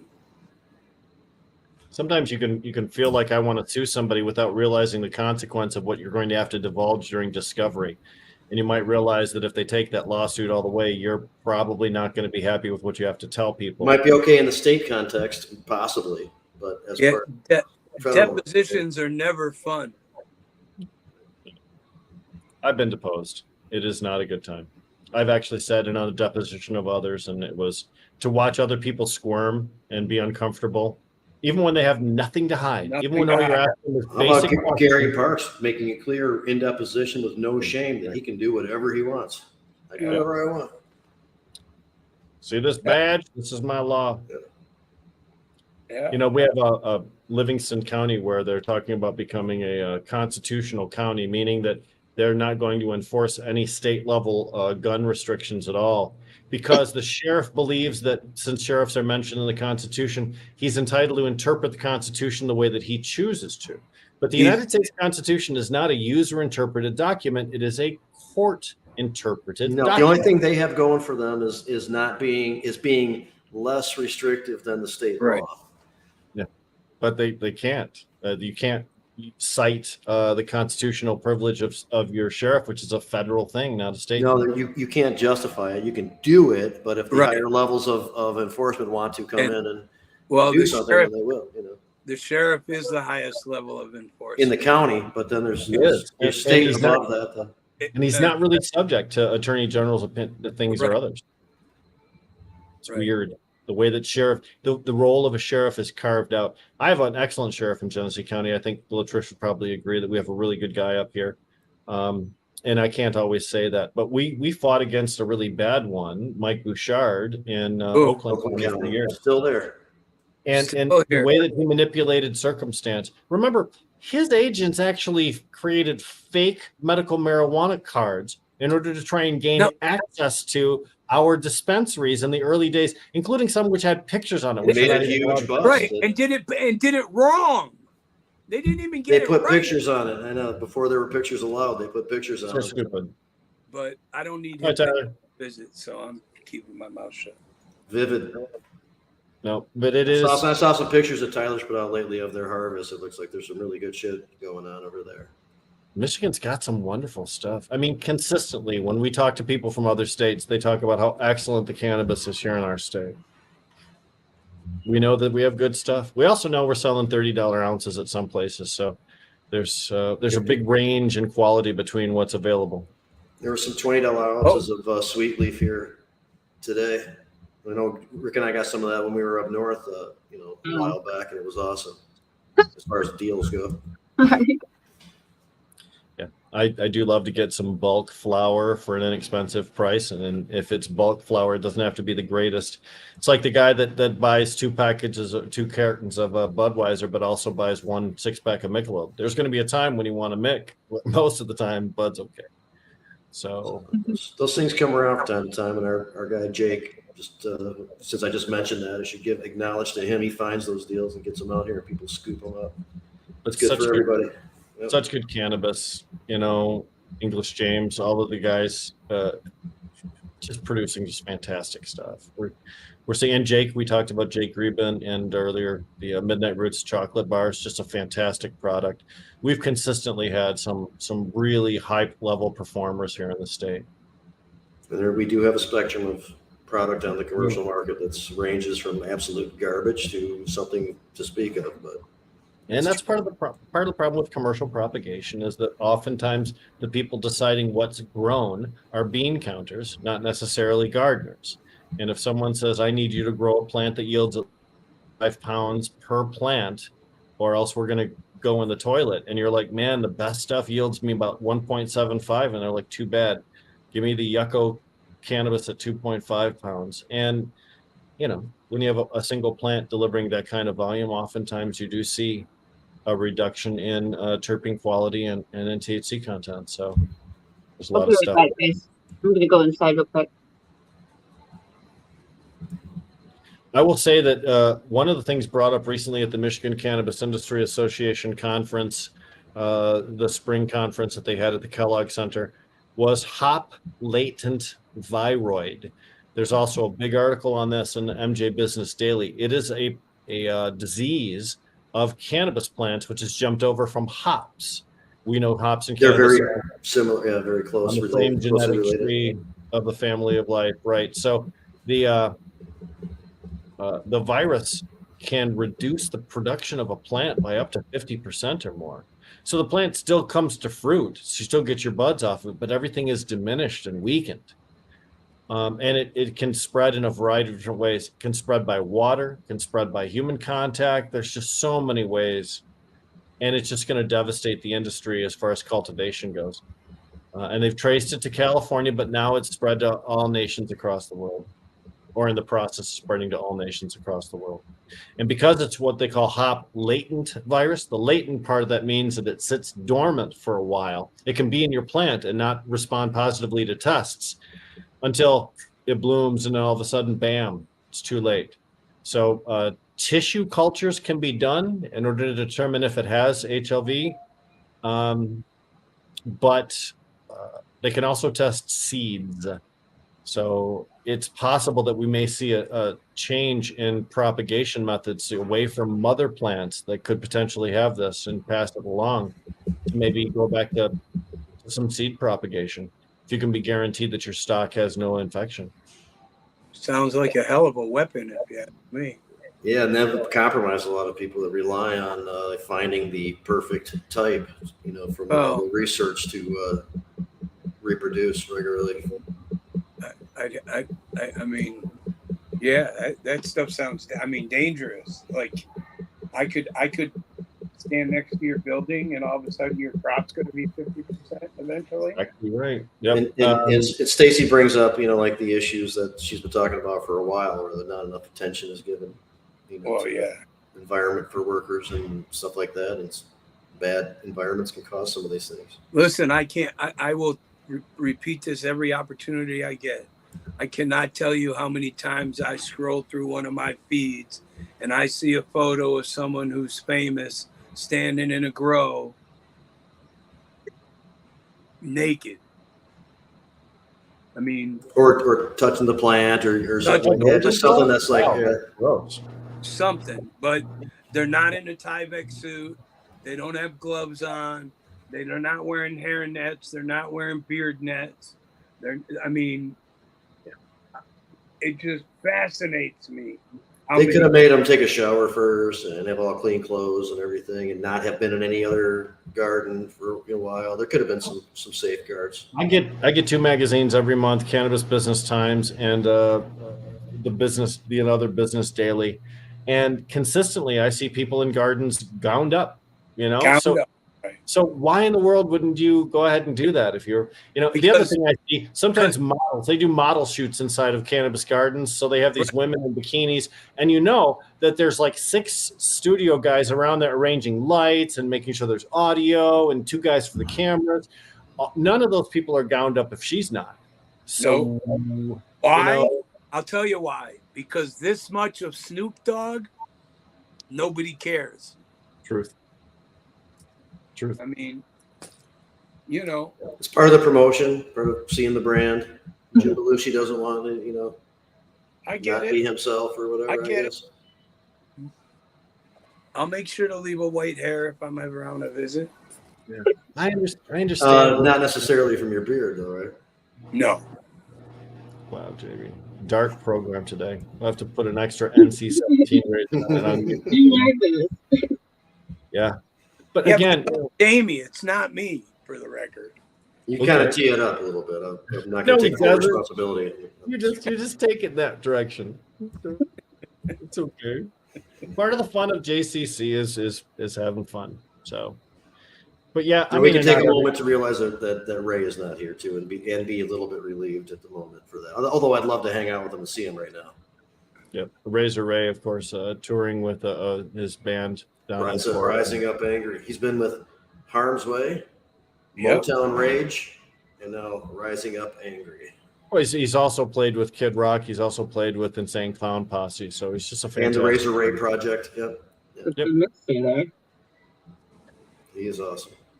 What was that, Trish? I just thought that was a good mixture of different types of music and musicians to play with there. Yeah, he is quite awesome. He can play a lot of different styles that he doesn't normally make money with, but he's currently just being a lead singer. He's not even doing his guitar work. I said, man, those guitar players better be fucking awesome. If you're just amazing. a vocalist, he's like, oh yeah, they are. So it's a good band. I've heard some of the recordings, man. It's pretty good stuff. I think his dream of being a front man may have finally come true. Yeah, and he's got the hair for it and the look. I mean, Ray's an attractive and the attitude and talent. He does. Package, yep. Man. Yeah. He's got the whole thing. So I've always thought that he should be destined for greatness with all the skills. But it just comes down to it. We used to do the show, the Jazz Cabbage Cafe, from a broadcast studio, Cave Radio Broadcasting. In Redford. Yep. And Ray used to come down in the videos and the audio of that are some of the funnest shows we had. In person was just special. I love what we do right now, but in person was just special. Well, it was a different show. I mean, it just, the interactions were different. Yeah. We should try to do that again. Although we did one where a few of us were there last week in Lansing. It was kind of cool to have live people in and out of the room talking about stuff. Mm-hmm. That doesn't happen too often. It is a good time. I always enjoy broadcasting from events where you might be under a tent. I did that a lot with the Medical Marijuana Radio Show and the Radio Weed Show that we had with Steve Green and Ryan Bingold back in the day. We would set up a tent we did, what's the big Woodward Dream Cruise? Yeah. We did a couple of years and a lot of cannabis-related events. We even did Cedar Point 2 years in a row. They have a media day, and they let us set up shop there and broadcast live from their property. And have always some fun. It's just a good time. Pain in the ass, but it's fun. And they flagged you guys. I remember you guys at Cedar Point before, but you guys got flagged at a hot balloon festival or gathering in Howell or something. The Howell Balloon Fest. Yeah. Yep. So we were pot stuff here. Steve and I were going to go on different balloons. Steve was going to go on the other. We had broadcast equipment, and they were going to take us up, and we were going to broadcast live from our different balloons up there, which sounds really fun. Sounds great. We had one tech guy that was working with us, and he decided to wear a pot T-shirt instead of anything else. And so when people complained, he said something like, "Don't you know what our show is about?" And so they started to look into our program. The Political Twist-Up Show is what we were called at that time, and decided that since we were potheads and broadcasted about pot issues, that we were not eligible to be there. And they booted Steve and Ryan and the tech out. I was late arriving, so when I arrived, I was told all of this after the fact. Yeah. But yeah, so they got booted. Horrible. Back in the day. Those people are such assholes at that festival. Yeah, I went to it like 10 years ago or something like that too, like But it's 2010. cool I if you think. like balloons. Yeah, well, there's a huge balloon ascension at Frankenmuth. Phineas Fogg, Captain Phineas Fogg, has a balloon company that does all that kind of stuff. And I believe that they're pretty selective about things at Frankenmuth as well. They like to keep a whole family Frankenmuth, atmosphere in Frankenmuth. the worst. They are the worst. Like, bad news. Yeah, Frankenmuth has a Bavarian theme to the touristy area of the place, and they draw millions of visitors every year. They do a lot to recruit tourists, and they're very successful with it.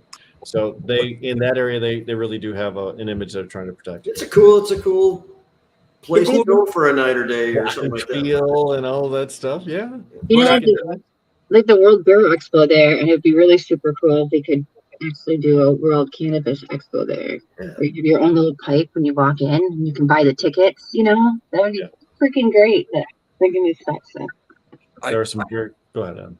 I will tell you, if you go where the carriage rides are, in the back of the parking lot, as far away from the carriages as possible, nobody's around. Perfect smoking spot. Good call.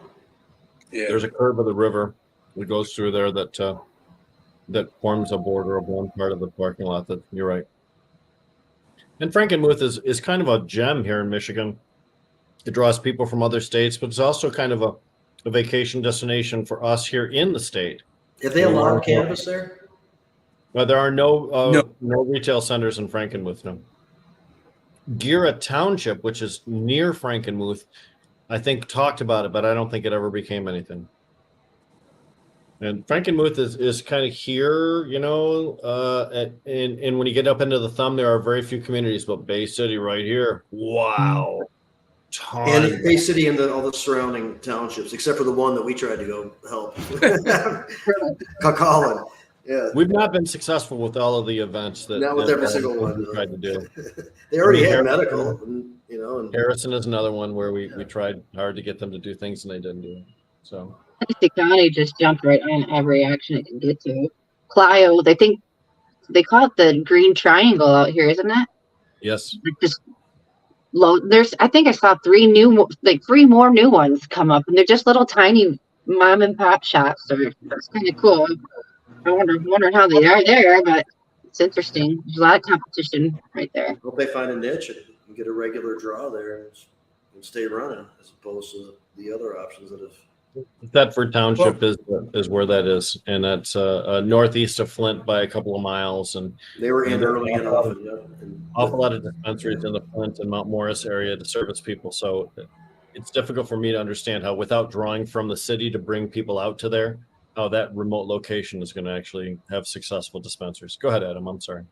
Well, I really think it has to do with the amount of people that pass you. And it's no different than in Amsterdam, where you go to the dispensary that's on your way. You go to the one that might be closest to your house, unless you're going away from your house. So a lot of these places that are out in the middle of nowhere are out in the middle of nowhere amongst a bunch of people that smoke pot. And it's still the closest thing around. You know, so I'm not surprised by what I'm surprised by is when I see them 3-4 deep next to each other, near each other, within, you know, walking distance of each other. I mean, You know, and sometimes cities have what are called green zones, where they just carve out a certain number of blocks of area where they would like to have all of this the sin industry confined to, and that creates a situation Adam just described, where you're issuing, say, 7 licenses to people within a 6-block area. So right. It's really crammed up, and it doesn't really serve the populace very well. No, because most people don't shop. Not when it comes to weed. They go to one place, they get what they can, they try it out. Maybe next time they go to the different place because they already been to the one place, and then the next time they go to the third place, and eventually they realize that none of the places near them are any better than any of them. They're all the same. Yeah, but since most of those places offer new customers a first-time bonus, a free this or a free that, oftentimes people will go to every one of the different locations in a community just to get the freebies. And I'm on your sure people do birthday- that on 420. And on your birthday, you do that too, because they oftentimes give you discounts or freebies for it being your birthday as well. So oftentimes consumers are really pretty educated about the different centers that are around there. And I think that they gravitate towards the one where they feel most comfortable.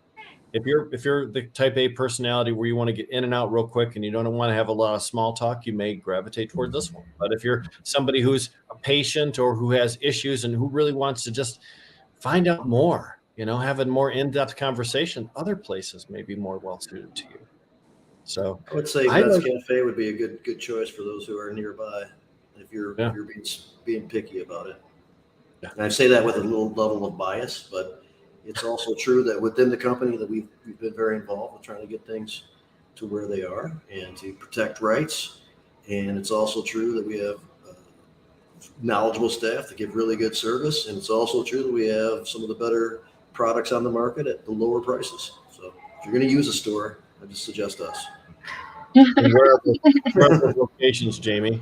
Would be self-serving. So right now, Lowell, Manistee, Rogers City, Alpena, and very soon to come, probably within the next 2-3 weeks, Big Rapids. If you are one of the people in those locations, you now have a reference. Yep. So tell them Jamie sent you when you go in. A lot of those places have a lot of stores and big money interest stores and stuff, and we hang in there, so that formula is appealing to a lot of people.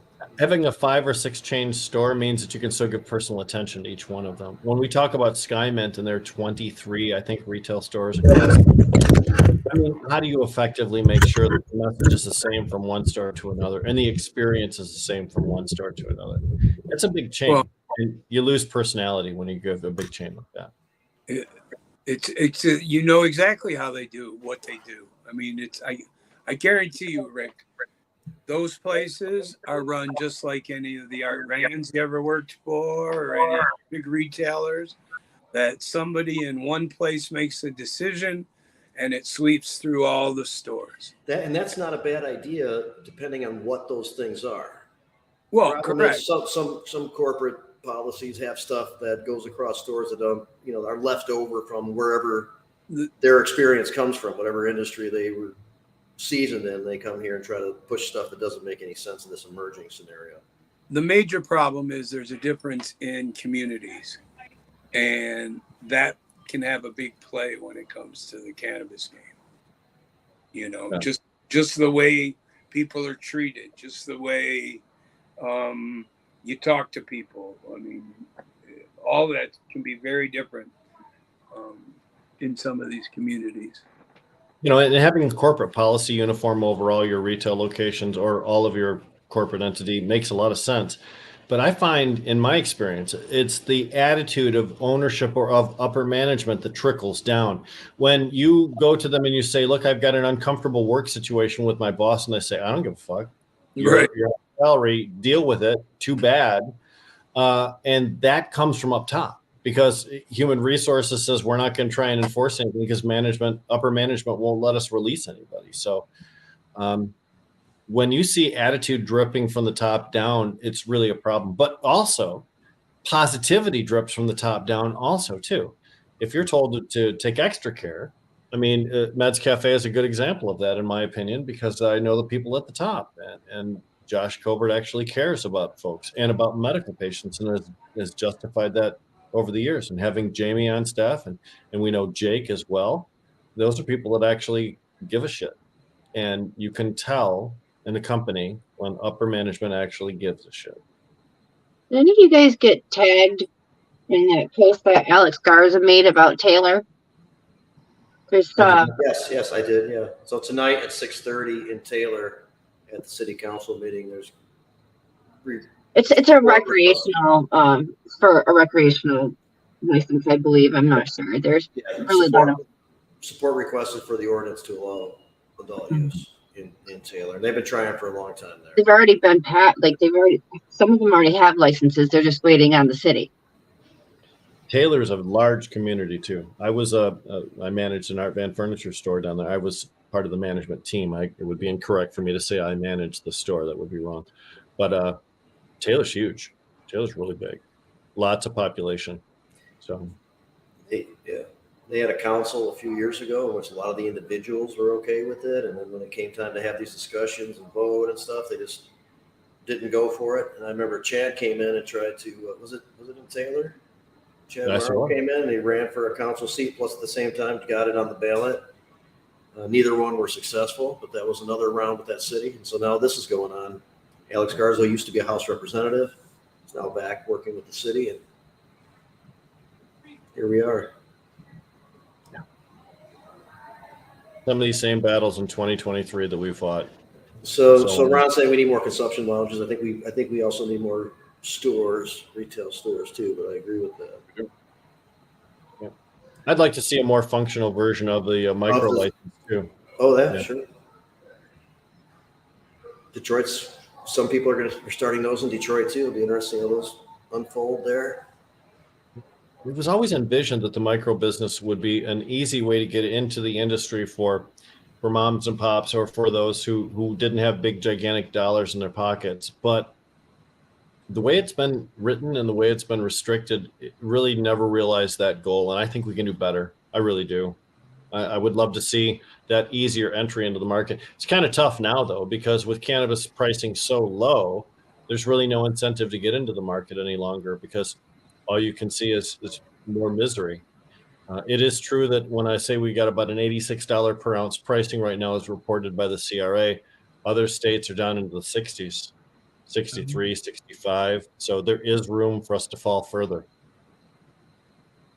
You said there was a little rebound, but that doesn't mean that trend is going to maintain against these larger forces. We'll have to see. And the distillate thing has been weird. Obviously, that was a saturated product that caused price. Well, yeah, because that's all the garbage becomes distillate, and people were bringing it in through all kinds of unethical ways, or in that type of thing too.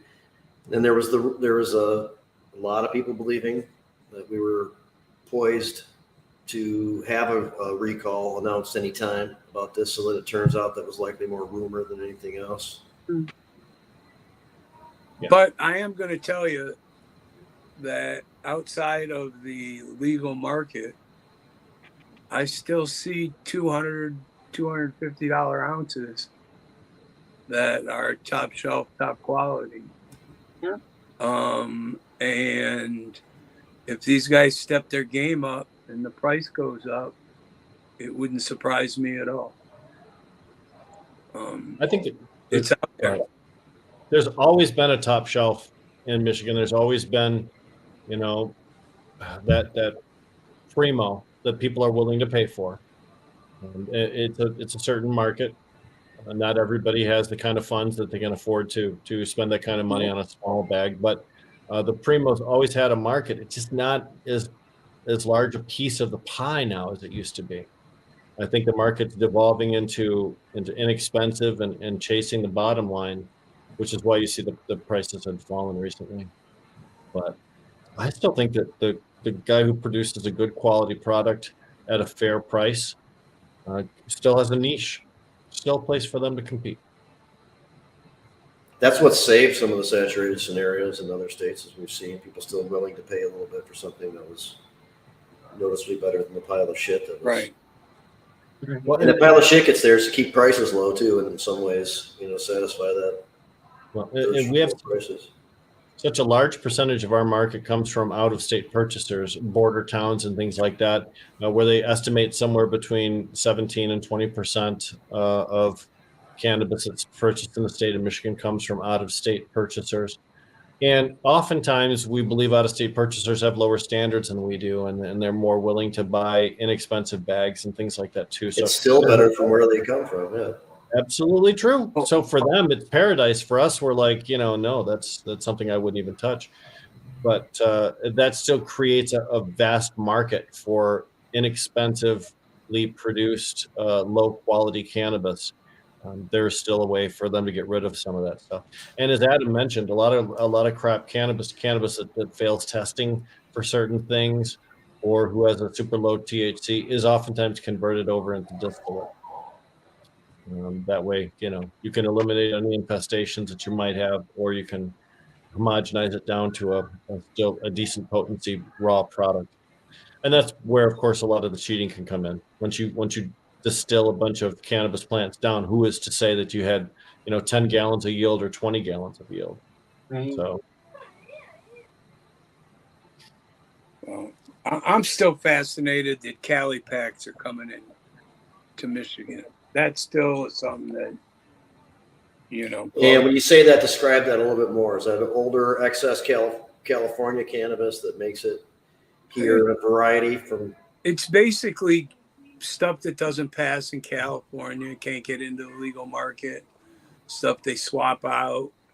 You don't see too much old stuff, but It used to be a thing. That's why.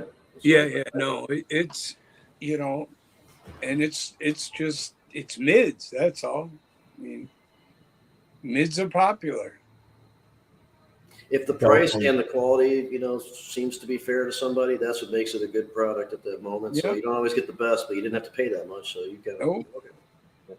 well, the concern is, of course, we decried purchasing based on THC percentage here on the show many, many times, and everywhere we go, we talk about how don't buy just based on THC. But the next wave is flavoring, adding additional terpenes in order to make the cannabis appear to your nose as if it's much more potent than it actually is.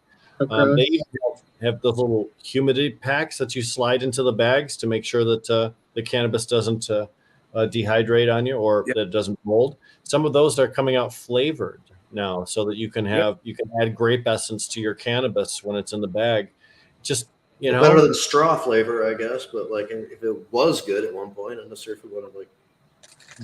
But that's the point: is that you'd use that to confuse people's nose. They would sniff that. They would sniff that pre-pack. Gotcha. Because oftentimes they'll open that up at the dispo Wonder how before you. fakey. Like, what I don't like, especially when people reintroduce stuff. Some people do formulations that kind of are good somehow, like they have their shit down with how they do it. But a lot of the time, it's so artificially kind of. I just don't like that. I find the Jeters to be overly perfumed. Oh yeah, I'm not a. I just busted them open the other day and threw the whole thing away because it's just over terped. And that's part of some of these companies SOP is to take this lower grade cannabis and terp it all. They sell a terped product. They think that's what people want. And that may be the experience that they want for their product, and I just don't care for that experience, which is why I didn't like that. But I know some people really get into the super smells. Remember, blunt wraps were usually just tobacco, right? And then all of a sudden they started having flavored blunt wraps, and everybody was rolling in grape, or everybody was rolling in some kind of flavored blunt there for a while. Again, if you got a shitty pot, I guess why not? But like other than that, you're going to ruin the good pot by sticking it in a tobacco wrap if it's flavored or not. If you've been doing this long enough, as you guys have, she's kind of young, but you guys have. It's a blunt because that's the size of the cigar that was used. It was a blunt size cigar. And I used to sell blunt cutters in my head shop, and you'd pass the blunt through this thing and it would cut very fine in. You take all the tobacco out, it was loose, and you had the wrapper that it came in. Still tobacco. Now, was that Stairway to Heaven? Yes, that was Stairway to Heaven. Classic Ann Arbor headshot for many years. I remember. Yeah, I remember when I was the night manager at the University Center back in the day here at the University of Michigan Flint. We would close up the bar at night. They had a bar inside there, and I was responsible for a lot of things. And we'd close up the bar at night, and there would just be piles of tobacco on fucking tables, just piles, because people had slid them open so they could roll a blunt and smoke it on the way home. And it was always just disgusting to me, but Right. that's what they do. And now these woods, the backwoods, where they're buying not even the backwood rolled up, they're buying just the leaf, and they got to tear it apart because they can't, the veins are a problem, and then they got to fix it and repair it and this and that. My question is, why would you take something that tastes so good and wrap it up in something so foul? Some people Someone still, told like, them do mixing cannabis and tobacco get you extra high. That's why. that. You know, it's not a European thing. They do it quite a bit there. Maybe just stretch it out. I don't know. But In Europe, that's a different thing. In Europe, it's really about conservation. It's about the ability to conserve what little hashish you have. They don't smoke much flower, but even the ones that smoke flower. But mostly you'll find tobacco and hash mixed in Europe. and hash used more than flour in general, I think, right? Yes. I love Red Setter Farm, the Philly Blunt reference. Oh, Yep. that's old school, man. That Billy is Blunt. Swishers, Phillies and Swishers, and all those in the early day. Jeez, I don't know what that means, but there it is. Maybe those are paper. that's a heart. That's a heart. Oh, I can't do it. you did perfect. Thank you for lying. I appreciate that. Right, didn't it? Zigzag Blunt fan. Does You know, Zigzag have like a wrap that they now to get in on the market that Yeah. does a blunt thing? I attended a showing at the Flint Institute of Arts of a specialty glassware presentation.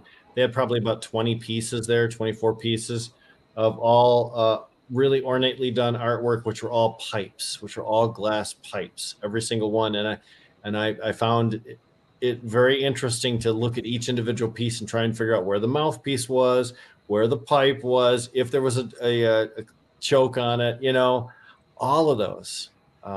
It was fascinating. And for Genesee County residents, it's totally free. So it's cool as hell to go to the Flint Institute of Arts and see all their stuff. But that was, to me, it was actually pretty cool. They had a guitar there. They had a glass machine gun, which the gentleman there told me was a collaboration between a bunch of different artists. That would be You know? cool, like a full size glass guitar. Oh, yeah. Well, the machine gun was full size. The guitar was much smaller, but they had Still, all kinds of fun stuff. excellent. Just great. I'm sure that was like difficult work in some regards. Right. Here we go. James Burton says we discourage tobacco in the Netherlands. Right. Yeah, you can't smoke tobacco in any of the coffee shops. Good. Matter of fact, you can't take your pack of tobacco out, put it on your table, take your cigarette out, break it up and roll it up. Someone will come hollering at you for your pack of smokes being out. Shit. So I was kind of hoping that Josh will be able to make it on today and discuss that case. I mean, we'll definitely do that. He just probably couldn't make it back in time to come on and let us know about it. And we said toward the beginning of the show, activity is much less, but there are still people finding themselves charged with felonies for minor cannabis activity.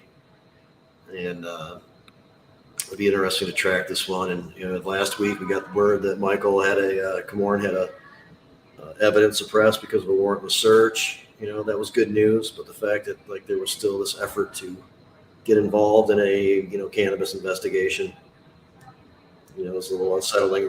We'd like to move past that, I think, ultimately. And so I wanted to talk to him about that, but we'll still have that conversation. One thing we didn't get to, brought it up on Medical Mondays for a minute last night, but it is new news and relevant that the Safe Banking Act was reintroduced, and there seems to be a little bit of momentum or a little bit of highlight of it going on with some bipartisan support. Whether it turns into something, I don't know, but there is another round of it, and generally it's been something that has been accepted and understood as something that probably makes a lot of sense. So we'll see what happens. That has an air of positivity to it. Rick, have you followed that one very much, or? I have, and I was a guest host on Green Market Report, and we had our guy from National Normal, who is our Lansing or our Washington D.C. lobbyist, wonderful guy that I can't remember his name right now, who again emphasized that the House of Representatives is a big stopper, but 2024 is an election year, and cannabis is so popular. This is something that they could do that would benefit cannabis industry across the United States, wherever it is, but really wouldn't cost the government a whole lot. You know, when they look at the amount of tax that they're currently collecting on the stuff that can't be declared versus what they're looking to do, they believe that it would actually spur more cannabis businesses to come into our world, and also. It would alleviate a lot of extra costs, because in order to bank, in order to do things, there's all these extra audits, and services cost more for this more scrutinizing, trail of where all the money came from and where it goes and stuff like that. Go ahead, Rick. Yeah, that's a cost of that's what business pays. But when they look at revenue there right now, the IRS is not allowing cannabis companies to take as discounts on their taxable income certain regular business expenses that other industries enjoy. That's a big problem. There's an argument that it's a bit of policing for profit. And that's the 283, the 280E. 280E, the IRS code for like the predicament that for not, as Rick just described, for not being able to write that off. Combination of not paying a lot extra for banking and getting the 280E. I don't know why I said 283, probably because it sounds like it, but get the 280, don't really know what it is. The 280E issue resolved. Maybe this is a precursor to that, and it sounds like it is. But this has got more immediate support. So hopefully they can do something with this one. And I think I watched you your last appearance on that show, Rick. It's a good one. It's say it again. Morgan Fox was the person, and it's the Green Market Report from Pro Cannabis Media. It's the same channel that we are broadcast on Roku TV and Apple TV as well. Right. So, and I put on there Rick Thompson rules, and somebody, like one of the hosts, came on and said, "We are very lucky to have him." So, that's great. I didn't know hey guys, that. I got to jump at this point. I appreciate it. And we're heading toward the end. Anything else you want to get in before you split? No, I'm good. I'm looking forward to the future, and can't wait to see who gets indicted next. I really hope that there's a big string. Fuck yeah. And Ron brings up the illegal business issue, and that's that is an issue. So. All right, guys, I'm out of here. All right. Thanks a lot, Ed. Talk to you soon. Yeah, and I think 280 specifically refers to Schedule 1 narcotics. You can't benefit from production of Schedule 1 narcotics, but Schedule 2 narcotics produced in a regulated facility. That gets into the FDA shit, and that's what people are concerned about. If we were to just lower it one to allow all the other stuff, that they would then gain control. Yeah, sorry. Someone said you have to go below Schedule 3 to relieve 280E. There's something called a Schedule 6 move right now. There are only 5 current listings in the Schedule of Controlled Substances. Schedule 6 would create a brand new listing, but Morgan Fox in that interview said that he did not support that it seemed like that was Smart Approaches to Marijuana trying to come up with a way in which they can continue to maintain federal illegality to a certain degree. It was brought up here in Michigan too during my discussions with some of the lawmakers about getting the state descheduled, and it can make sense, but I don't like that. I don't like the idea of it either. You shouldn't have to. First of all, alcohol and a unique special status, which are exempt from the Schedule of Controlled Substances, even though both of them meet many definitions for the schedule. They could easily just create the same type of an exemption for cannabis and go from Schedule 1 to Schedule none, which is what Bernie Sanders always said to do. I doubt it would be retroactive, as Red Setter asked, if there really was some really good reform on 280E. Would it be retroactive? And I have to doubt that. Yeah, I doubt it as well. Yep. Some things are in law, so it's a good idea. It's a good question to ask. Yeah. But again, you're talking about, and he mentions the expense that they would have to give back for all the different things that they've done over the years. Out of the loop. Jeez, can you I'm imagine? learning everything today from you guys, though, so that's good to know. Well, the federal government does a really good job of seizing stuff, right? They seize boats, they seize houses, they seize money out of your bank account. They do a really good job of that. And if all of a sudden you were like, well, now you owe me for my boat and you owe me for my house and you owe me for all that money, that's not going to go over. So what this is, you make money one way or the other, as Rick just described, or by collecting taxes ultimately. So this transition is not as easy as people think it is, because a lot of people that are rely on it. I mean, now we're talking about all substances, as Rick brought up, but cannabis for a long time has been a gravy train, and it's been hard to like let go of some of the obvious things that should follow after, legalization in a lot of these states. And the financial incentive to do seizures was absolutely there. They were like a 50-50 thing. Jamie, correct me if I'm wrong, where they would seize stuff and then half of the proceeds would go back to the people who actually did the local agency that participated in the seizure, and half would stay with the state police. So The incentive to do it was really huge. So they created ways to keep on taking people's shit, It's got it way out of control. Now, we have had some reforms that help that out a little bit, but there's still some, like a lot of stuff, there's still some stuff we could be doing that would be. Well, and again, where you want to get is not a snap. It's not a Thanos snap to get where you need to be. Usually it takes several steps to accomplish the end goal that you want. And asset forfeiture reform, Sharmi Golson, of course, and others, but Sharmi most notably was a real proponent of that during her time when she was in prominence here in the cannabis industry. And when we did get some relief from the legislature, it was weak. It was watered down. It was a pale vision of what we had hoped for. And Steve Miller was involved in some of those committee hearings too. And That's very true too. As a retired police officer, did a good job discussing how they were actually trained to like head down that trajectory for revenue generation and stuff, which is gross. But that's what we were left. So, Trish, any update on Weedsters, on working with Amy on Jaden's Law, or anything of interest you've been at lately? Amy's really been working on her book with Dr. Bridget and getting that kind of stuff set up. And we may have Dr. Bridget on the show here coming up in a few weeks. Cool. Right now we're just trying to tighten up some loose ends. We just jumped right into this, but there's some legal matters and things that obviously have to be taken care of.